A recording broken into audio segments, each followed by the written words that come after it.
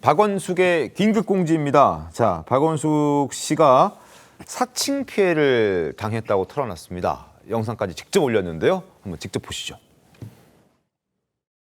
갑자기 틱톡이 수십 개가 막 올라오는 거에서 이건 뭐지? 그랬는데 120개씩 맨날 이렇게 올라오는 거예요. 그래서 이거를 막 여러 군데 호소하고 그러다가 제가 법적으로 변호사를 선임했어요. 이런 게 다 가짜 뉴스가 되는 거예요. 제가 올리는 거 아니었거든요. 틱톡 좋아요 뭐 이런 거 많이 눌러주셨더라고요. 너무 감사한데요. 아깝지만 그거는 삭제해 주시고. 자, 그동안 본인이라고 올라온 영상들이 본인이 직접 올린 게 아니었다는 거네요. 그러니까.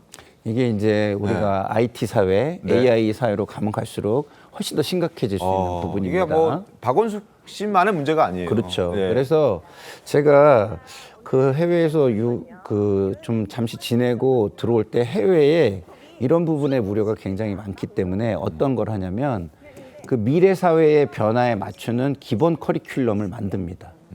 그래서 저도 한국에 와서 그거를 모든 만나는 정치인에게 그런 얘기를 했어요. 미래 사회 기본 교육법을 만들어야 된다. 미래 사회의 변화가 굉장히 위험한 부분이 많잖아요. 이렇게 IT나 이런 부분에서 사칭될 수 있는. 그래서 사칭되거나 내 권리가 순식간에 빼앗기거나 그럼 이런 걸 초등학교 때부터 기본 커리큘럼에 넣어서 사이버 시큐리티는 어떻게 하고 교육을 시켜줘야 된다. 교육을 시켜줘야 미래 사회에 대응해서 살아갈 수 있는 겁니다. 그러니까 인체가 안 좋은 바이러스든 좋은 바이러스든 적응을 하면서 살아야 되잖아요. 그러면 그런 거에 대한 면역 체계를 갖춰야 됩니다.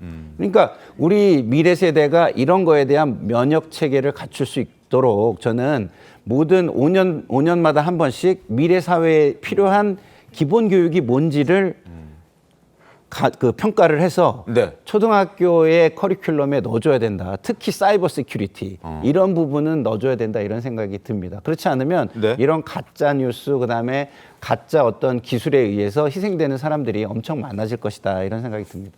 양지은 변호사님 어떻게 보셨습니까? 최근 연예인을 사칭하는 이러한 계정들이 굉장히 많이 발생을 하고 있습니다. 박원숙 씨의 경우에도 이 다른 채널에서 본인이 운영하지 않는 다른 채널에서 본인의 영상을 계속 올린다. 하루에 120개씩 올린다라고 이야기를 하는데 이렇게 되는 이유가 결국에는 수익 창출과 연결이 되어 있거든요. 많은 사람들에게 도달을 해서 그 영상이 노출이 되고 많이 소비가 되면 될수록 그 플랫폼에서 이제 성과를 지급을 하기 때문에 그러한 것이 유인책이 돼서 이러한 법법 행위가 발생하고 있는 것이고요. 사실 현행법상으로는 타인을 사칭해서 내가 그 사람인 것처럼 계정을 만든다라고 해서 처벌할 수 있는 조항은 아직까지는 없습니다. 다만 이러한 부분들이 계속해서 문제가 되고 연예인을 사칭하면서 접근을 해서 나에게 금전을 주면 뭐 내가 만나주겠다 뭐 이런 식으로 다른 문제가 또 추가적으로 발생할 수 있다 보니까 정보통신망법 개정안이 지금 논의 중인 상황인데요. 타인을 사칭을 해서 계정을 만든다라든지 사진이나 신분을 도용하는 경우에 처벌하는 내용을 담고 있고요. 실제 미국이라든지 아니면 캐나다 다른 나라에서는 워낙 이런 문제가 심각하다 보니까 실제 처벌하는 벌칙 조항을 마련해 두고 있습니다. 그렇군요.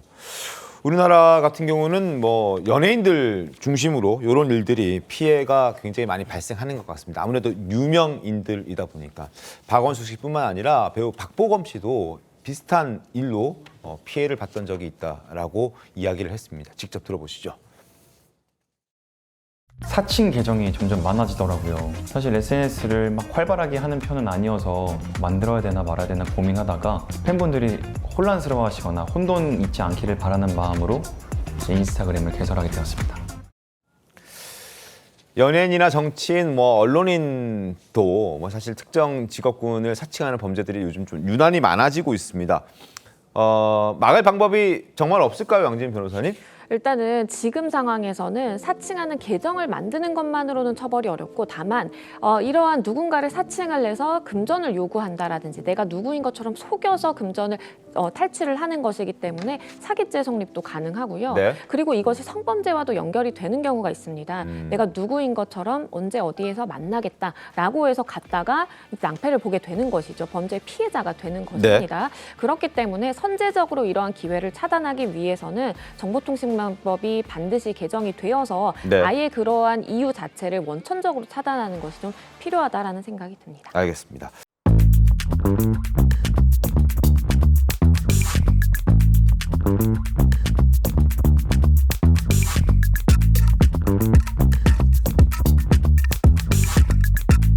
감사합니다.